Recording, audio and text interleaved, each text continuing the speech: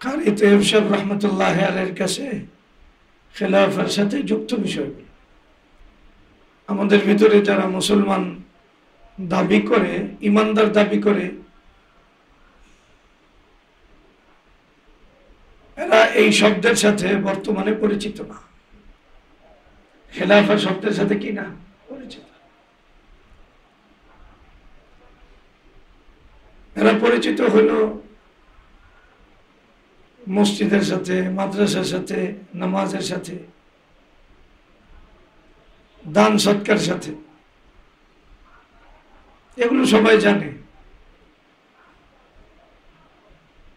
কিন্তু জাতীয়ভাবে মুসলমানদের সম্পর্ক খিলাফার সাথে এটা অনেকে জানে না। বর্তমান প্রচলিত যে রাজনীতি, যেমন নাগরিক রাষ্ট্র, এরপরে আরো যত রাষ্ট্রের যেই অবকাঠামোগুলো, ইসলামে এমন রাজনীতি পাওয়া যাবে না, সম্ভবই না।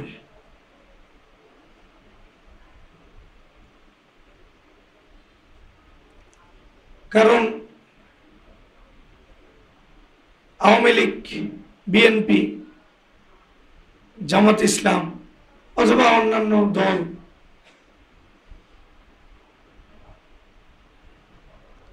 ইসলামী শাসন ব্যবস্থায় এই ধরনের দল ইসলাম কখনোই সমর্থন করবে না।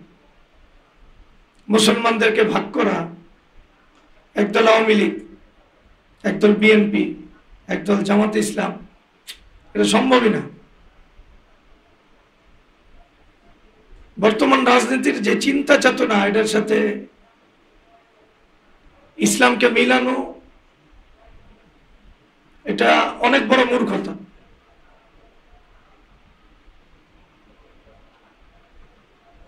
কারণ বর্তমানে একটা হলো সরকার দল, আর একটা হলো বিরোধী দল। ইসলামী শাসন ব্যবস্থার ইতিহাসে বিরোধী দল নামের কোনো অস্তিত্ব পাওয়া যাবে না। শরীয়তের পরিভাষায় বিরোধী দল হলো বাগী। বাগী মানে রাষ্ট্রদ্রোহী। বিরোধী দল তো নাই শরীয়তে। বর্তমানে আমরা বিরোধী দল দেখতে দেখতে বর্তমান রাজনীতির যে একটা প্রেক্ষাপট, এটা ইসলামের সাথে মিলাইতে চেষ্টা করি। ইসলামে বর্তমান যে রাষ্ট্র তত্ত্ব, এটার কোনো ধারণা নাই, নাগরিক তত্ত্বের কোনো ধারণা নাই, রিপাবলিক কোনো ধারণা ইসলামে নাই। এ থাকতে পারে না, সম্ভব না। কারণ রাষ্ট্রের কল্যাণকামী হলো প্রত্যেক নাগরিক, যে রাষ্ট্রের অধীনস্থ। রাষ্ট্রের বিপরীত না, বরং রাষ্ট্রের জন্য কল্যাণকামী, মূলত রাষ্ট্র যে চালায় তার জন্য কল্যাণকামী। এটা দ্বীনের মূল পাঠের অন্তর্ভুক্ত। ইমাম বুখারী আলাইহি রাহমা কিতাবুল ঈমানের একটা পাঠ আনছে এবং শেষের দিকে আনছে আদ-দীন ওয়ান নাসিহা। দিন হলো কল্যাণকামিতার নাম। অর্থাৎ আমি আমার জন্য কল্যাণ চাই। আর এখানে কইছে লিল্লাহি ওয়া লিরাসূলিহি ওয়া লিকিতাবিহি ওয়া লিআইম্মাতিল মুসলিমিনা ওয়া আম্মাতিহিম। আল্লাহর জন্য কল্যাণকামী। কার জন্য? রাসূলের জন্য কল্যাণকামী, কোরআনের জন্য কল্যাণকামী। এরপরে যারা রাষ্ট্র চালায় তাদের জন্য কল্যাণকামী, ওয়া আম্মাতিহিম, এবং রাষ্ট্রের যারা সাধারণ নাগরিক, ব্যাপকের ভিত্তিতে আলেম অথবা জেনারেল, এরা সবার জন্য আমি কল্যাণকামী। এটা হলো দ্বীনের মূল শিক্ষা। আর এই কোনোটার সাথে বিরোধী দলের কোনো ধারণা নাই। আল্লাহর জন্য কল্যাণকামী। যদি মুসলমানরা আলাদা ভাগে ভাগ হয় তাহলে আল্লাহর জন্য কল্যাণকামিতা হওয়ার কোনো সুযোগই নেই, কখনোই সুযোগ। কারণ কল্যাণ এই উম্মাকে, এই বিশ্বকে উপহার দেওয়ার জন্য মুসলমানদেরকে এক প্ল্যাটফর্মে জমা হতে হবে ইসলামের জন্য, এছাড়া কল্যাণ হতে পারে সম্ভবই না। রাসূলুল্লাহ সাল্লাল্লাহু আলাইহি ওয়াসাল্লামের জন্য বাহ্যিকভাবে কল্যাণ এবং মুসলমানদের জন্য কল্যাণ, এটার উদাহরণ হলো আনসার আর মুহাজিরদেরকে আল্লাহ তাআলা দ্বীনের জন্য একসাথে জমা করছে, এটা কল্যাণ।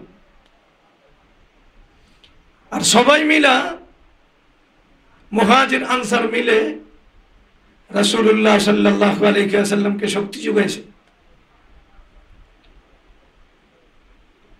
এবং কোরআনের বিধানকে প্রতিষ্ঠিত করার ব্যাপারে সবাই এক কাতারে জমা হয়েছে।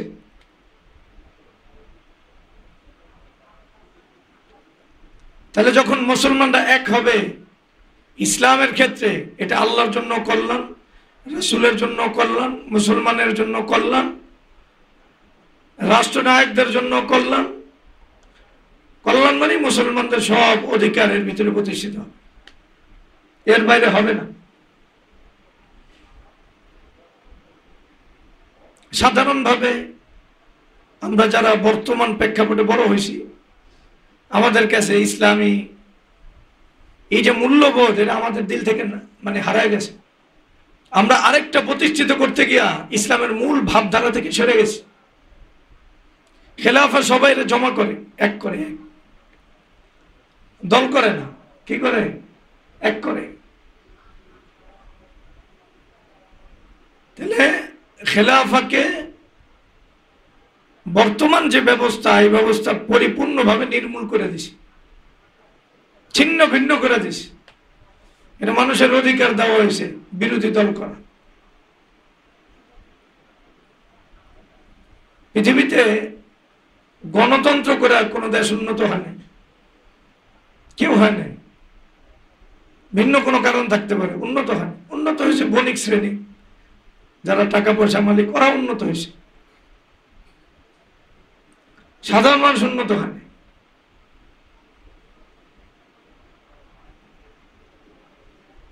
চীন বলেন আর পৃথিবীর যে কোনো রাষ্ট্র বলেন, উন্নতির পিছনে দেখা গেছে মালয়েশিয়ার উন্নতির পিছনে হোক, সিঙ্গাপুর, একজন দাঁড়াইছে, একজন দাঁড়ায় জাতির জন্য কল্যাণকর,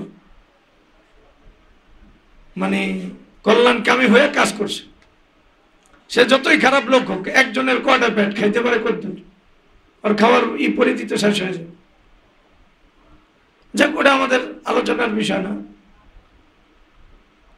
আমরা যেটা বলতেছিলাম, বর্তমান এই রিপাবলিক যে রাজনৈতিক থিওরি, এর সাথে ইসলামের কোনো যোগসূত্র নেই, আর থাকারও সুযোগ নাই। এটা মাথায় রাখতে, ইসলাম মানুষকে এক করে, আর বর্তমান রাষ্ট্রচিন্তা, রাজনীতি মানুষকে ভিন্ন ভিন্ন ভাবে দল করায় এবং তাদের নিজস্ব আলাদা এজেন্ডা থাকে, আলাদা কর্মসূচি থাকে, আর ধর মার খাই এই জাতীয় চিন্তা চেতনা থাকে, এর বাইরে কোনো চিন্তা চেতনা নেই। এটা মনে রাখতে হবে। তাহলে খেলাফার সাথে বর্তমান রাষ্ট্রের একবারে গোড়া থেকে নিয়ে একবারে মাথা পর্যন্ত পুরাটাই ব্যবধান, দুইটা একসাথে জমা হয় না, দুইটা বিপরীতমুখী বিষয়। এজন্য আমরা খেলাফার বিষয়টা বলতেছি, উম্মাহ এই বিষয়টা হারায় ফেলছে। গত সপ্তাহে আমরা আলোচনা করছি খেলাফার সাথে তাজকিয়ার যোগসূত্র। কিসের যোগসূত্র? তাজকিয়ার যোগসূত্র। অর্থাৎ খেলাফা চাইলে ব্যক্তিগত তাজকিয়ার ক্ষেত্রে সহযোগী হইতে পারে, খেলাফা চাইলে সমাজ এবং রাষ্ট্র পবিত্র করার ক্ষেত্রে সর্বোচ্চ ভূমিকা রাখতে পারে। কারণ ইসলামী খেলাফা বা রাষ্ট্র ব্যবস্থা যদি না থাকে, ইসলামের বিপরীত যদি শিক্ষা সংস্কৃতি থাকে, রাষ্ট্র ব্যবস্থা থাকে, তাহলে ব্যক্তিগত পর্যায়ের ইসলাহ, এটা ব্যক্তিও পুরাপুরি ইসলাহ হতে পারে না, সমাজ পরিবর্তনের প্রশ্নই আসে। এটা আমরা গত সপ্তাহে আলোচনা করছিলাম। আর তাজকিয়া শিরোনামে আরো বেশ কিছুদিন আগে আমরা এই কথা বলছিলাম। খেলাফার সাথে যুক্ত বিষয়ের একটা বিষয় হলো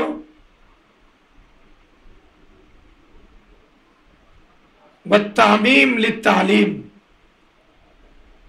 কারি তৈয়ব সাহেব রহমতুল্লাহ আলাইহির বক্তব্য কি? তামিম লিত-তালিম ওয়াল ইকরাহ লিজরুরিয়াতিদ-দ্বীন, التوسعة للتبليغ على التدريج حسب درجاته।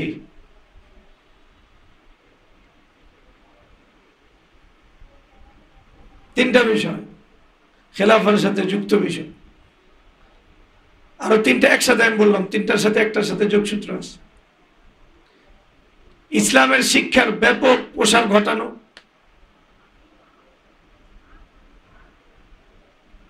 দুই নম্বর হলো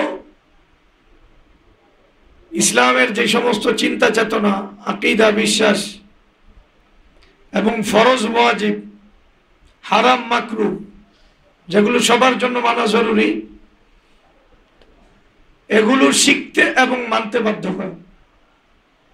কি বললাম? এগুলো শিখতে, জরুরিয়াতে দিন যেটাকে বলে, বদহি বিষয়গুলো, স্বতঃসিদ্ধ বিষয়গুলো, যে আকীদা সবার লালন করতে হয়, যে বিশ্বাস সবার লালন করতে হয়, এবং যেই ফরজ সবার আদায় করতে হয়, যে হারাম সবার ছাড়তে হয়, যে ওয়াজিব সবার আদায় করতে হয়, এবং যেই মাকরুহে তাহরিমের বিষয়গুলো সবার ছাড়তে হয়, এই বিষয়গুলো শিখতে এবং মানতে বাধ্য করে।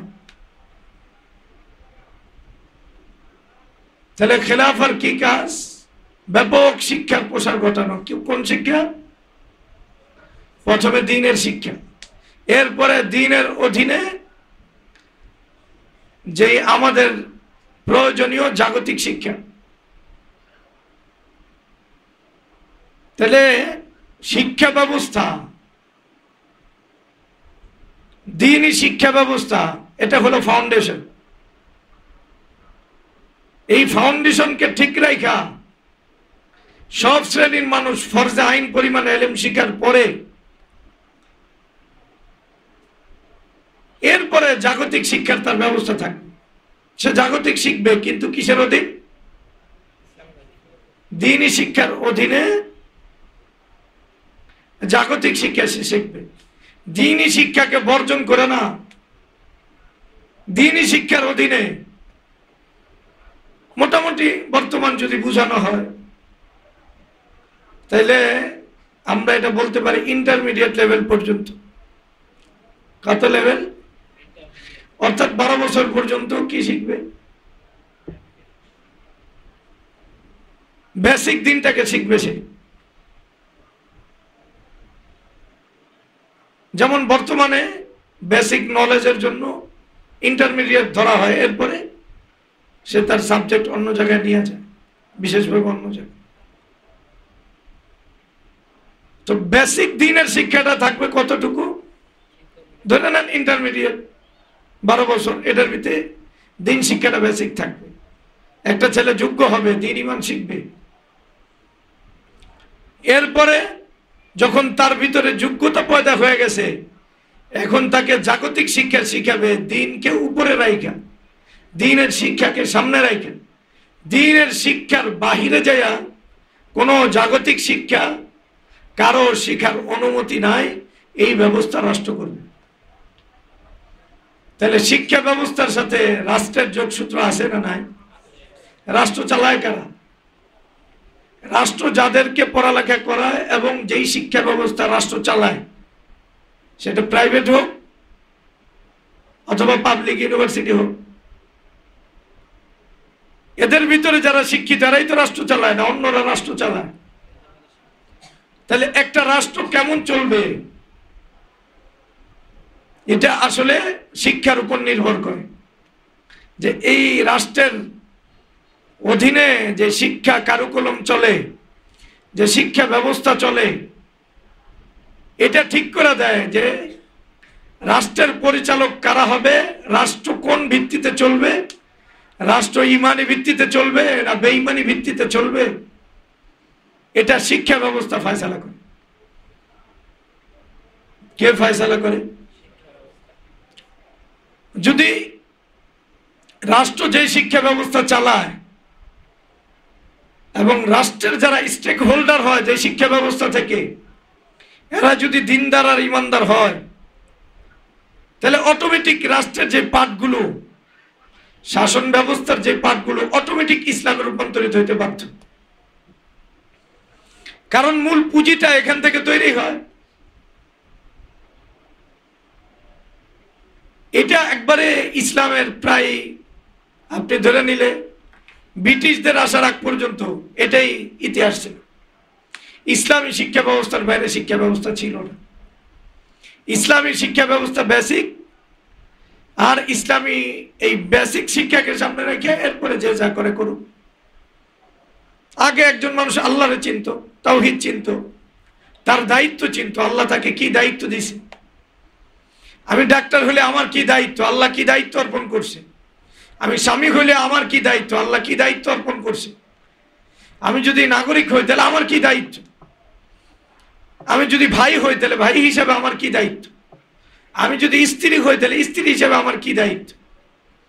আমি যদি ওস্তাদ হই ওস্তাদ হিসেবে আমার কি দায়িত্ব। আমি যদি ছাত্র হই তাহলে ছাত্র হিসেবে আল্লাহ আমাকে কি দায়িত্ব দিছে। বাবাকে বাবা হিসেবে কি দায়িত্ব দিছে।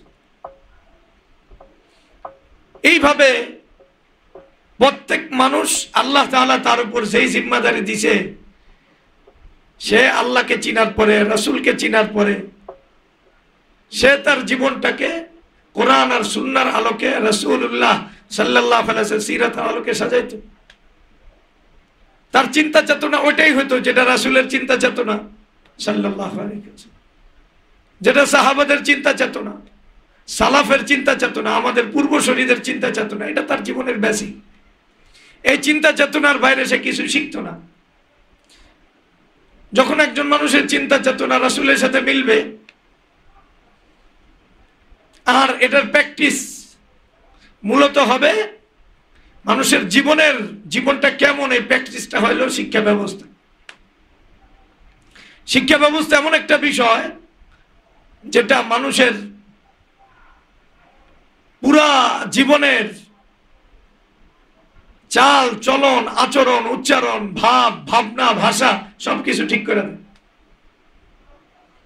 এক কথা একটা মানুষের জীবনটাকে পরিপূর্ণভাবে শিক্ষা ব্যবস্থা সাজায় দেয়।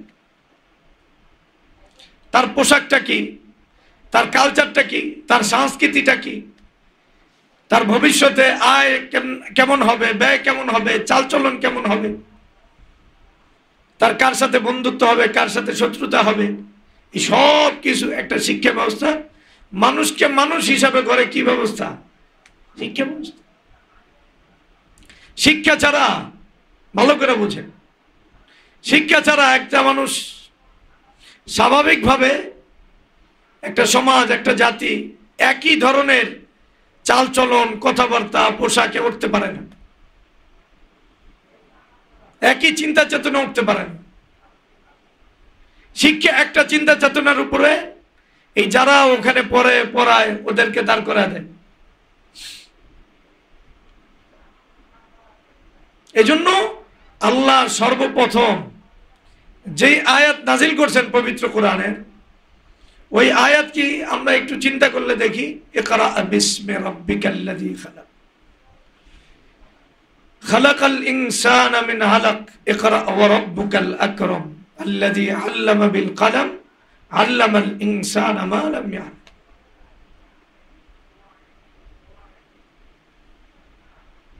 এখানে কোরআনের সবচেয়ে বড় বৈশিষ্ট্য ফোটে, সবচেয়ে বড় বৈশিষ্ট্য ফোটে।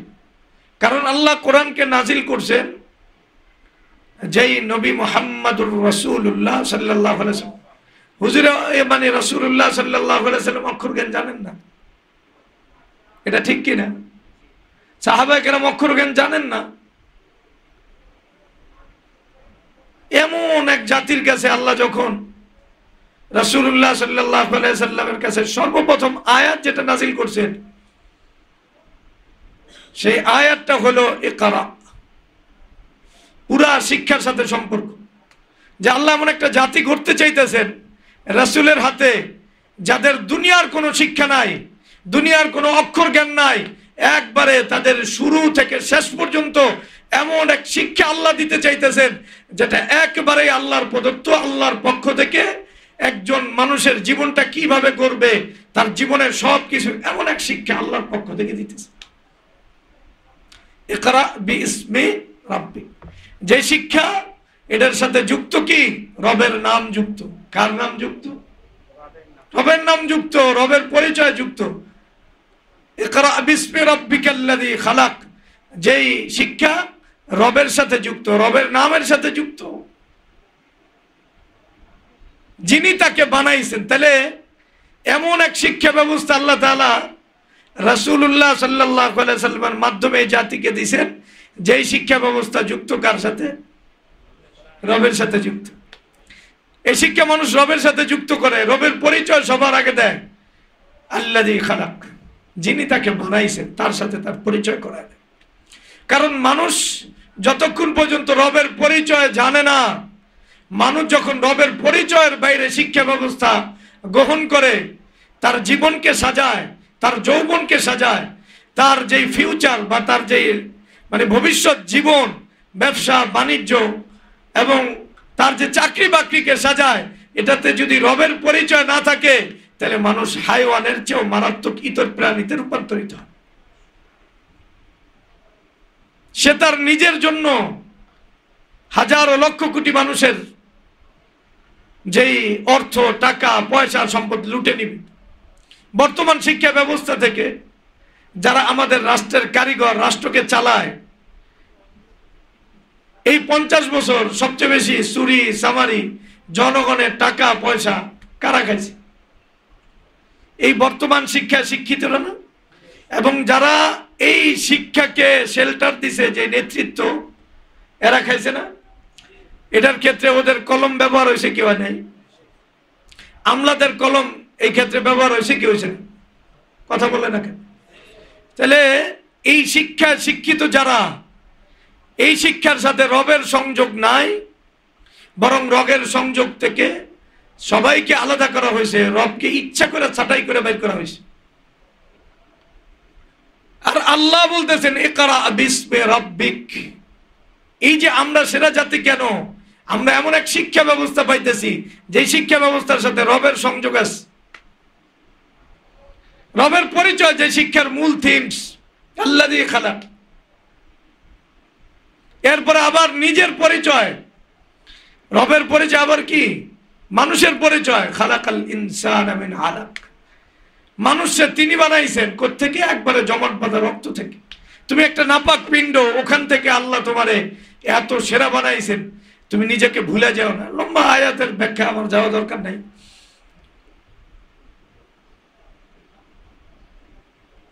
তাহলে আমরা কি বুঝলাম?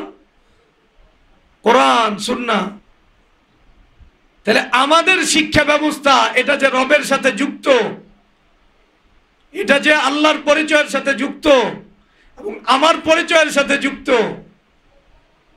এই যে কথাটা, এটা বর্তমান যারা আমাদের মুসলমান দাবিদার, আমাদের যারা জেনারেল শিক্ষিত ভাই, এরা কি এই কথা জানে? কথা বলেন। আমাদের শিক্ষা, আমরা যে ইংলিশ শিখি, এটা আল্লাহর সাথে যুক্ত করে আমাদেরকে।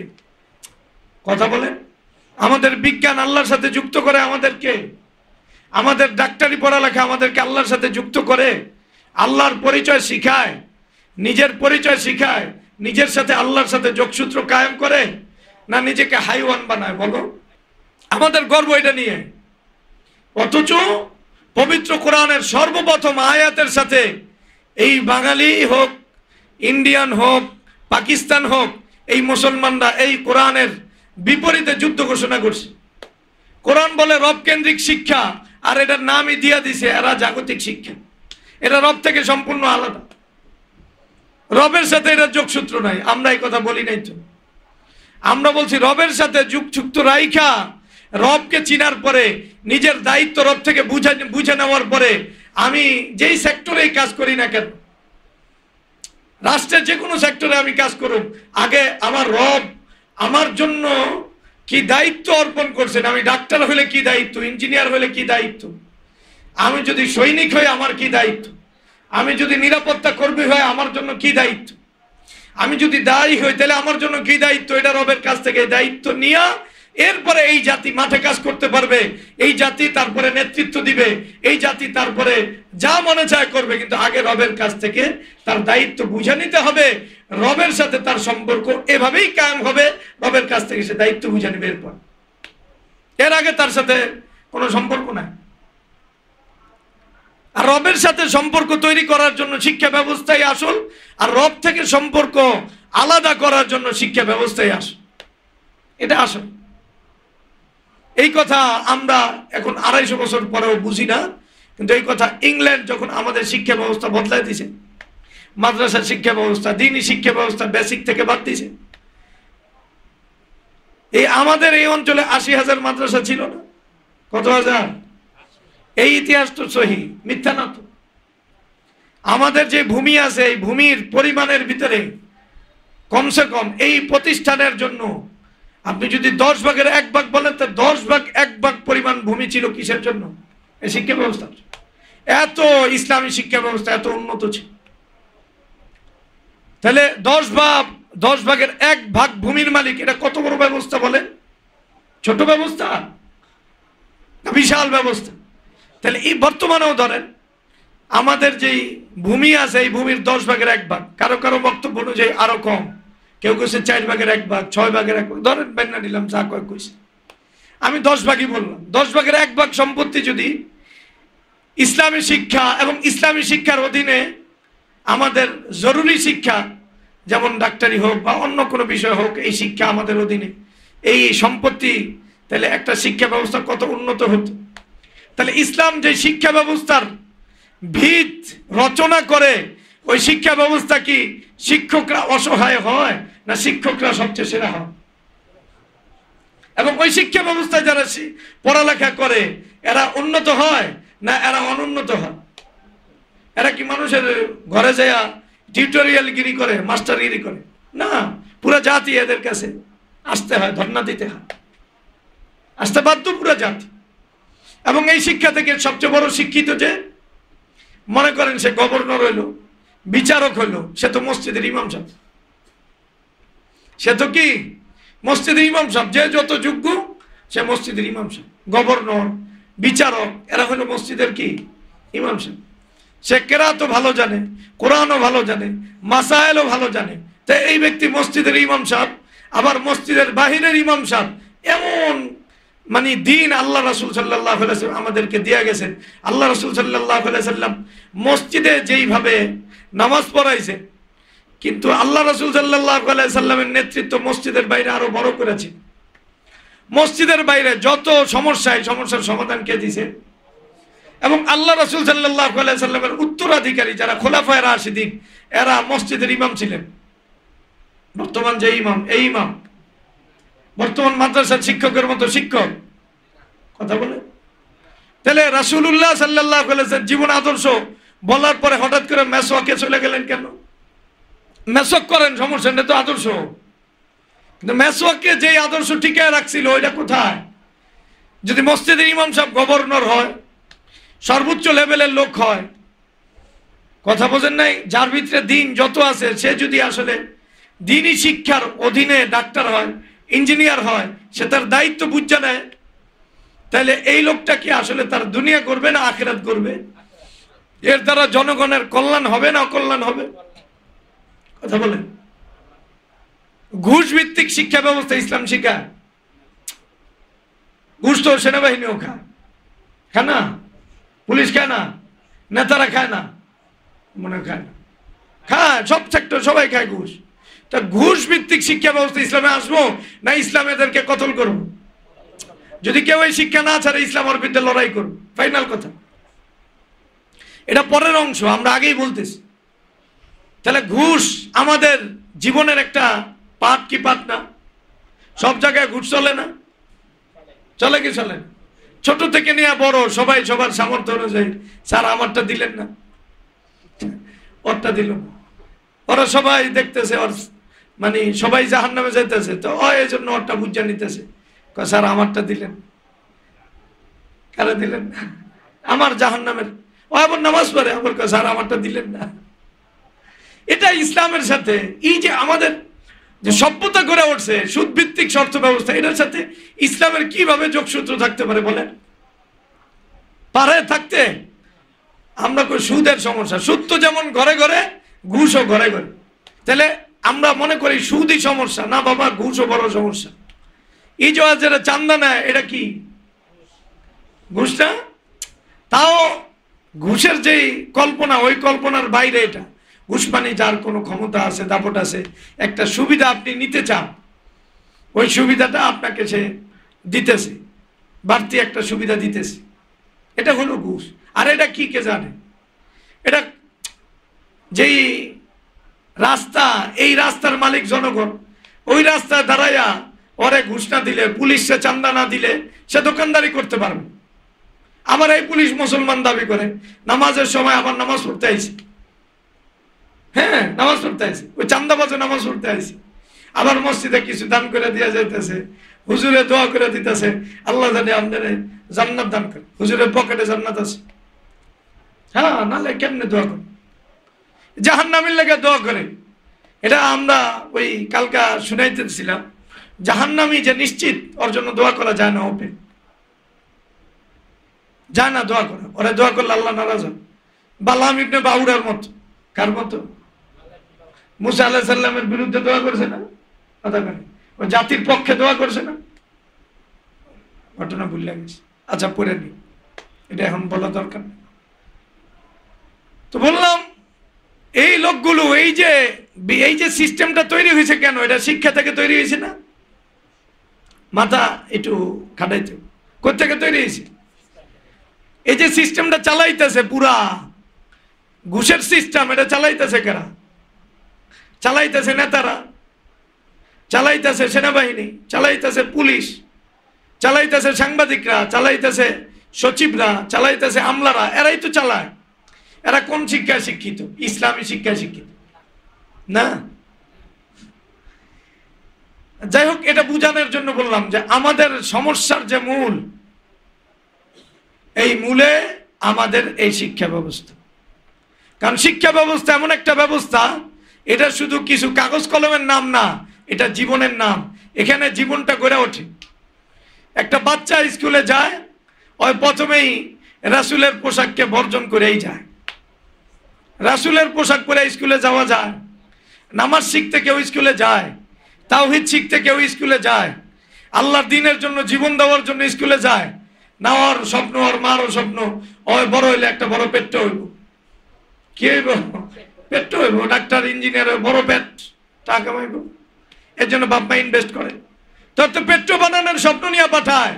আর ইসলাম তো শিখায় তুমি তোমার জীবনকে মুসলিম জাতির জন্য, তুমি তোমার জীবনকে মুসলিম জাতিকে বাঁচানোর জন্য, ইসলামকে উপরে তুলে ধরার জন্য তোমার জান মাল সব তুমি কুরবানি করবা। আর এই পেটটা ছোটকাল থেকে স্বপ্ন দেখে গেছে, ওই কেমনে বড় বড় করে মানুষের টাকা খাইবো, চান্দা খাইবো। ওর বাপে অনেক বড় চান্দা খোরা ছিল, ও চান্দা একবারে কলমের খোঁচায় খাইছে, ও চান্দা খাইবো। এই নালায়েক পরিচয় দেয় যে আমার বাবা একজন সচিব আছিল। এই পরিচয় তুই দেশ কেন? তোর বাবা একজন জাহান্নামের লিডার আছিল, কই তার উস্তাদ? এটা কষ্ট কেন? ওই কয়জন সচিব আছে যে ওই জাহান্নামে যাইবো না জান্নাতে যাবো? আমনে কর, কয়জন আছে? ও বাধ্য জাহান্নামে যাওয়ার জন্য, বাধ্য। কথা বলে বাধ্য। ওই চাকরি ছাড়া তো উপায় নাই। চাকরি ছাড়লে তো মরে যাবো, আর মরে গেলে তো কি সমস্যা? তাহলে জান্নাত হারায় যাবো মরে গেলে, এই জন্য ওর চাকরি করছে। তো ওর বাবা সচিব ছিল, ওর বাবা ডাক্তার ছিল, বিশাল বড় একবারে মানুষের টাকা নিতে নিতে বাড়ির পর বাড়ি বানাইছে, গাড়ির পর গাড়ি বানাইছে, ডাক্তারে বলা ডাক্তার আছে। কেন হয়েছে এটা? এত বড় পেটটা হয়েছে কেন? আবার পেটটা জন্ম দিছে, আবার জানি পেটটা হয়। কথা বলছে ব্যাঙ্গের পেট বড় কার? দেখবেন এই জন্য এটা যদি জন্ম হয় তাহলে পেট লই জন্ম হয়। দেখবেন মাছের মতো থাকলে এটা পেটটা একটু বড়, তো ব্যাঙের পেটের তার একটা ব্যাঙ হয়েছে, পেট্রোর পেটের তার একটা পেট্রো হয়েছে। এই যে পেট্রোটা হইলো কি লেগা? ইসলামী শিক্ষার যে বেজ এটা তার ভিতরে না। এখানে গেছে সে জাগতিক কামাইতে, এখানে টিচাররা দাঁড়াইয়া জীবনে ইস্টাবলিশড কেমনে সে হয়েছে, ফিউচার লাইফ কেমনে সে করছে, কেমনে তার ফিউচার লাইফ করতে পারবো, কে কোথায় যাইয়া তার ফিউচার লাইফ কে করছে, এখানে আখিরাতের শিক্ষা দেওয়া হয় না। এখানে সত্যিকার অর্থে মানুষকে জানোয়ার বানানো হয়, হাইওয়ান বানানো হয়। এটার বেসিক ইমান না, দিন না, কোরআন না, সুন্নাহ না, হাদিস না, নামাজ না, যাকাত না, হজ না। এটার বেসিক হলো সুদ, ঘুষ। কেমনে কে তার ক্যারিয়ার করবে, কেমনে বস্তুর পিছনে লড়াই করবে, বস্তুর জন্য তার জানমালকে, তার যোগ্যতাকে, তার সবকিছু দিবে। ছোটকাল থেকে তার শিক্ষক শিক্ষিকা সবাই মিলে এই কথা তারা শিখাইছে। আপনি বোঝেন না, আমি আপনি কোন না জাগতিক শিক্ষা লোন, আপনার জাগতিক শিক্ষা। আপনার পোলা যে জানোয়ার হয়েছে, আপনার মেয়ে যে জানোয়ার হয়েছে, এই শিক্ষা আপনি জানেন না। তো ওর কাছে নামাজটা গুরুত্বপূর্ণ না, তাওহীদ গুরুত্বপূর্ণ না, ওর কাছে আল্লাহর জন্য জীবন দেওয়া গুরুত্বপূর্ণ না, দিন শিখা ওর কাছে গুরুত্বপূর্ণ না। তো দুনিয়াতে আইছে কেন? ওই হিন্দু হওয়া আর না হওয়ার ভিতরে কি ব্যবধান আছে? হিন্দু যেই কাজে আইছে ওই কাজে আইছে। হিন্দু আইসি স্কুলে পড়তো, আইসি স্কুলে পড়তো। হিন্দু আইসে চাকরি করতো, আইসে চাকরি করতো। আউল ফাউল আইসে কি করতে? আশেপাশে লোক আইসে কি এত দুনিয়াতে? ওরা যদি আল্লাহ রাসূল সাল্লাল্লাহু আলাইহি সাল্লামের সামনে দাঁড় করা দেওয়া হয়, তাহলে ওই জীবনের প্রত্যেক দিন যে চিন্তা লালন করছে, ওই অনেক বড় কিছু করব, এই চিন্তার সাথে রাসূলের চিন্তা মিলবো? মিলার তো কোনো সুযোগ নাই। ওই যেইভাবে তার জীবনটা করছে, বান্ধবী যুক্ত জীবন। কি যুক্ত কথা কেন? এখন তো শিক্ষিকারাও বান্ধবী বানায়। আচ্ছা, এই জানোয়ারের জীবনের সাথে রাসূলের জীবনের মিল আছে? সাহাবার জীবনের মিল আছে? ওরা কে এত বড় জানোয়ার বানাইলো? ওই শিক্ষিকারে বান্ধবী বানাইছে। শিক্ষিকা মায়ের মতো, মায়ের বান্ধবী বানাইছে। তাহলে এত বড় জানোয়ার কোন শিক্ষা উপহার দিল বলেন? ব্রিটেনেও মায়ের বান্ধবী বানায় না? বানায় কি না? আমেরিকাও বানায়, ওও বানায়, একই জিনিস তো। ব্রিটেনের কালচার ও কালচারের ভিতরে ব্যবধান কোথায়? এই যে আমরা যেই শিক্ষা, এই শিক্ষা ব্রিটেনের না। আমাদের পুলিশ প্রশাসন, আমলা, আদালত, দেওয়ানি, যত ফৌজদারি, যত শব্দ আছে, নাম আছে, নাম শুদ্ধা আমাদের একবারে থানায় যে গাড়িগুলি আটকায়, সব নিয়ম হলো এই ব্রিটেনের। ওই একবারে ব্রিটেন যে আইন কানুন দিয়া গেছে, ওই আইন কানুনে চলে সব। যে শিক্ষা ব্যবস্থা ব্রিটেন দিয়া, এই কথা ব্রিটেন 250 বছর আগে বলে গেছে। আমরা এমন এক শিক্ষা ব্যবস্থা দিয়া যাইতেছি, ওরা পরিচয় মুসলিম থাকলেও ওদের চিন্তা চেতনা, চালচলন, আদর্শ সব ইউরোপিয়ান হবে, ওই বলে দিয়া গেছে। কারণ ওই জানে শিক্ষা এমন একটা বিষয়, শিক্ষা মানুষকে আসলে সে কি হবে, সে জান্নাতি হবে না জাহান্নামী হবে, সে দুনিয়ার দ্বার হবে না আখিরাতমুখী চিন্তা চেতনা হবে, সে মানুষের জন্য কল্যাণকামী হবে না পেট্টা হয়ে মানুষের সম্পত্তি ভোগ করবে, তার কি কালচার হবে, তার বিবাহ কেমন হবে, তার সন্তান প্রতিপালন কেমন হবে, তার সামাজিকতা কেমন হবে, পুরা তার জীবনের কালচারটাই শিক্ষা তা গড়ে দিছে যে কেমন, এবং সে ভবিষ্যতে কেমন ব্যবসা করবে, কেমন বাণিজ্য করবে, কেমন চাকরি করবে, রাষ্ট্রের অর্থ অবকাঠামো, রাষ্ট্রের বিচার সে কেমন করবে, এই পুরাটা ফয়সালা করে শিক্ষা ব্যবস্থা। কি ব্যবস্থা? তাহলে এই যতদিন পর্যন্ত এখানে ইসলামী রাষ্ট্র ব্যবস্থার শুধু পতন হয় না, ইসলামী শিক্ষারও পতন হয়েছে। কারণ শিক্ষা রাষ্ট্রের মূল কাঠামোর একটা কথা বলে। শিক্ষা আসল একবারে একটা ব্যক্তিকে 4 বছর থেকে একটা শিক্ষা গড়ে তোলে একটা প্রতিষ্ঠান। তাহলে 4 বছর থেকে একজনকে 30 বছর পর্যন্ত যদি একটা মানুষকে ইমানের পরিবেশে বড় করা হয়, কিসের? ইমানের পরিবেশে, দ্বীনের পরিবেশে বড় করা হয়, ওই ডাক্তার হবো না, ওই পুরা জাতির সেবক হবো বলে? সেবক হবে না? এই 30 বছর, 24 বছর, 25 বছর পর্যন্ত একটা জাতি ইমানি পরিবেশের ভিতরে ছিল, ওই নিরাপত্তা কর্মী হলে জাতি আসলেই নিরাপত্তা পাবে, ওই সৈনিক হলে জাতি আসলেই একবারে সত্যিকার অর্থে একবারে জাতির সবচেয়ে বড় মানে রক্ষক হবে। আর এখন এটি জাতির সবচেয়ে বড় ইন্ডিয়ার কাছে রাষ্ট্রে বিক্রি করে। বাংলাদেশের সেনাবাহিনী এটার জায়েজ আছে নেই সেনাবাহিনী থাকা? কেমনে জায়েজ আছে আপনি বলেন? এই সেনাবাহিনী কিছু উপকার করছে কি? গুলি চালায় নাই, কি দরদি হয়ে গেছে। গুলি না চালো এটা কি দরদ রে বাবা? মাথা এমন নষ্ট আমাদের, আমি বুঝি না আসলে কত কথা কওয়া যায়। ও গুলি চালায় নাই এটা কি? একবারে দেশপ্রেমিক সেনাবাহিনী জনগণের উপরে গুলি চালায় নাই। আরে জনগণ উপরে গুলি চালানোর লেগে ওরা রাখা হয়েছে না জনগণের জন্য গুলি খাওয়ার জন্য রাখা হয়েছে? ওরে কথা বলেন। সেনাবাহিনী মানে কি? বর্তমান আধুনিক কি? ওর জীবন দিব, সবকিছু করব, সেনাবাহিনীর লেগে গুলি খাইবো, ওটা সেনার কথা ছিল। কথা বলেন। আমি তো এটা জানি, আমার কথা ভুল হইলে দেই আপনি লোকমা দেন। আপনারা গুলি করেন না, এটা তো মাসলা না। আপনারা কেউ গুলি করলে যেই গুলি করুক ওই গুলিটা খাইব সেনাবাহিনী, এজন্যই তো সেনাবাহিনী। এজন্য বেসন খাওয়া, মরার পরেও আমার সম্পত্তি খায়, আর পোলামাই আমার সম্পত্তি খায়, খায় না? মরার পরেও খায়। মরে গেছে এরপর ওর খানা জারি আছে, পুলিশের খানা মরে যাওয়ার পরেও জারি আছে, সরকারি সব কর্মকর্তার। ওরা আমাদের জন্য জীবন দেওয়ার জন্য আমাদেরকে গুলি করে নাই। মাশাআল্লাহ, কি দয়া করছে জাতি। ইসলাম ছাড়ার কারণে আল্লাহ এমন ব্যাকল বানায় দিছে। এটা পাগল ছাগল কি, এটা আমি কিছুই বুঝি না।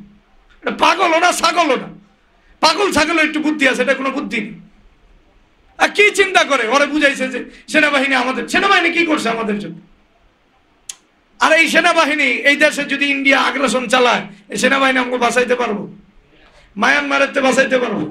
মায়ানমার মানে আর্টিলারি এখানে ফালায়, বোমা ফালায়, বিদ্যা ঢুকে যায়, ওরা একবারে পতাকা উঠায়, পতাকা বৈঠক করে। ঠিক আছে, এবার আইসে, আসছে না আসে, আসলে আমরা একটু পেরেশান হই, জাতির কাছে জবাব দিতে, এই জন্য না। আমি আপনার খবর দেখাই দিই। তো ওরা মায়ানমারের তে আমার বাঁচাইতে পারবো, ইন্ডিয়াতে বাঁচাইতে পারবো, তো আমার টাকা পয়সা খায় কেন? তো ওর ভিতরে বিনিয়োগ করে আমার লাভ কি? এর চেয়ে ভালো শরীয়তে যেটা বলে যে প্রত্যেকেই আল্লাহর সৈনিক, বালে ঘর পরে। এখন বাংলাদেশে মনে করেন 40 কোটি নাগরিক আছে। কয় কোটি বলেন? কত কোটি? মানুষে কয় 20 কোটি। এটাই এমন। মুসলমানদের সংখ্যা সব জায়গায় অর্ধেক করে দেয়। ঢাকা শহরে তো 20 কোটি আছে, আপনার কন্যা দেখেন। এমনি হিসাব অনুযায়ী 12 কোটি, আমি 20 কোটি আছে। কত কোটি? আর আদমশুমারি একবার হয়েছে কবে জানি, এই মানে 90-এর আদমশুমারি গণনা করা। এরপরে আদমশুমারির ভোটই নাই বাংলাদেশ, আদমশুমারি করতে বাদ দেন এই কথা। তাহলে এই 40 কোটি মুসলমান, এটা যে মুসলমান একটা শক্তি পারবে কমায়, 20 কোটি না, আমরা 40 কোটি, আরো বেশি। আচ্ছা, 40 কোটি মুসলমানের ভিতরে যদি ধরে নেন 15 কোটি যুবক থাকে, কত কোটি? অথবা 10 কোটি যুবক থাকে, আর এরা সবাই যদি বাস হিজবুল্লাহ হয়, আল্লাহর দল হয়, ওরা আল্লাহর ওই যে আল্লাহকে রক্ষা করার জন্য, রাসূলকে, দ্বীনকে, মুসলমানকে, উম্মতকে রক্ষা করার জন্য, ইসলামী রাষ্ট্রকে রক্ষা করার জন্য এদেরকে যদি তৈরি করা যায়, তাহলে 10 কোটি সেনাবাহিনী, এটা এই দিকে ভারতে চিন্তা করা কোনো পাইব? মায়ানমার, আমেরিকা, ব্রিটেন 10 কোটি যদি মুজাহিদ হয়, আর নেককার আল্লাহওয়ালা হয়, আর ইমানদারদের পাহারাদার হয়, তাহলে এই 10 কোটি লোক আসলে কেমন হবে? আমরা কথা বুঝে নেই। রাসূলুল্লাহ সাল্লাল্লাহু আলাইহি সাল্লাম 30,000-এর বাহিনী নিয়ে ওই যুগের সবচেয়ে বড় পরাশক্তিরে দৌড়াইতে গেছে, তাবুকে যায় নাই? কথা কয় না? তার আমগো কত কোটি? 30,000 না 15 কোটি? তাহলে আসলে আমাদেরকে রক্ষা দেওয়ার যেই পলিসি এবং পদ্ধতি, এটা কোথায় আছে? ইসলামে আছে। কথা বলে, ইসলামে আছে না নাই? আছে ইসলামে পলিসি। তার মানে বর্তমান যেই পলিসি, সেনাবাহিনী নাচে, আবার ওই ফায়ার করে, আবার বিমান চালাইতে গিয়া, বোঝেন নাই? বিমান বাহিনী হয় মরে যায়, বিমান মানে মানুষও সব মেরে হবে। সেনাবাহিনী যদি রাস্তাঘাট বানায়, তাহলে এটা কি? এই জাতির ধ্বংসের জন্য আর কি দরকার? ওরাই পুঁজিবাদ, ওরা গুলি খাইবো দূরের কথা, ওরা তো আপনার টাকা পয়সা খায়। ওই গুলি খাইবো সম্ভব? ওই আপনারা গুলি করবো টাকার লেগা, করছে গুলি, আরো করবো। ওই আপনারা গুম করে, করছে গুম, আরো করবো। ওই আপনারা খুন করে, করছে খুন, আরো করবো। তো যাই হোক, যারা এই কর্মচারী, রাষ্ট্রের কি কর্মচারী, জনগণের কর্মচারী, আর ওরা জনগণের মালিক বলে বসে গেছে, এজন্য ওদের চাকরি করা জায়েজ হয়ে গেছে। যাক, এটা ভিন্ন কথা। তাইলে বললাম শিক্ষা ব্যবস্থার কথা বুঝছেন আপনি? তা শিক্ষা ব্যবস্থা নিয়ন্ত্রণ করবে কে?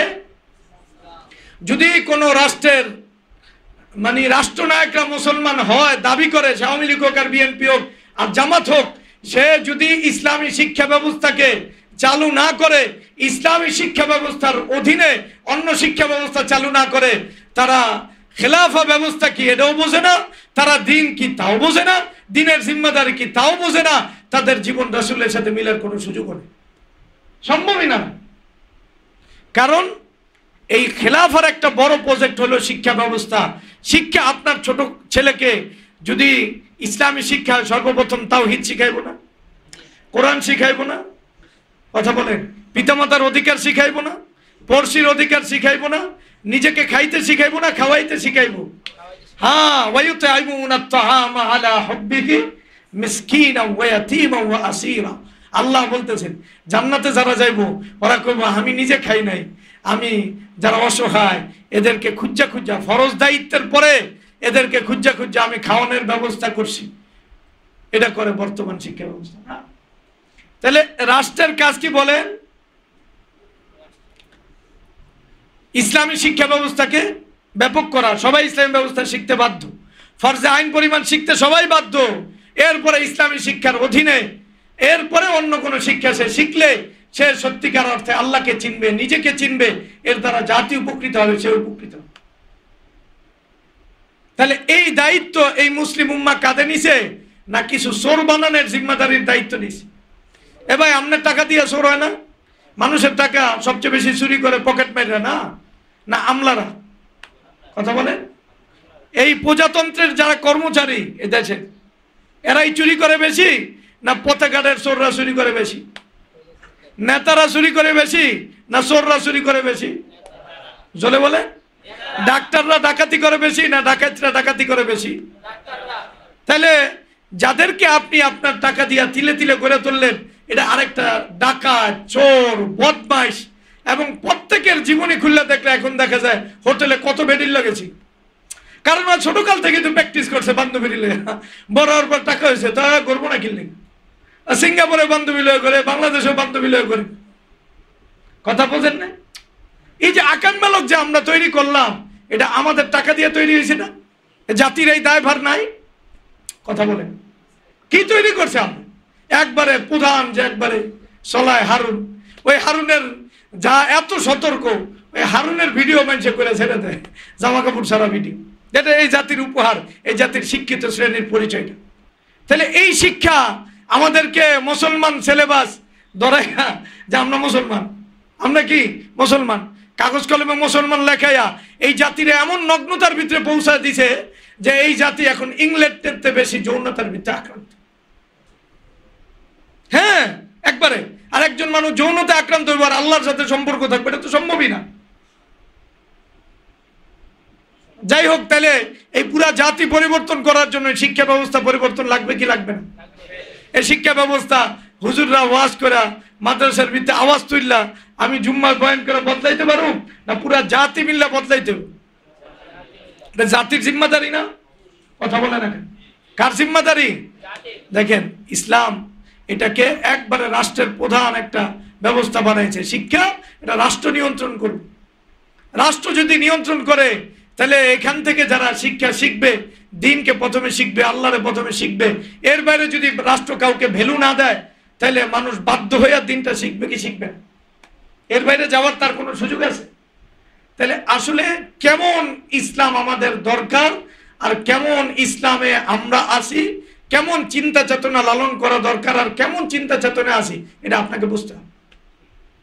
আপনি মনে করছেন গরু খান কুরবানির সময়, আর মাঝে মাঝে নামাজ পড়েন, পোলারে মাদ্রাসা দিয়েছেন, উমরা করেন, জান্নাতে গেছে। না রে বাবা, এই পুরা শিক্ষা ব্যবস্থা বদলানো তোমার জিম্মাদার।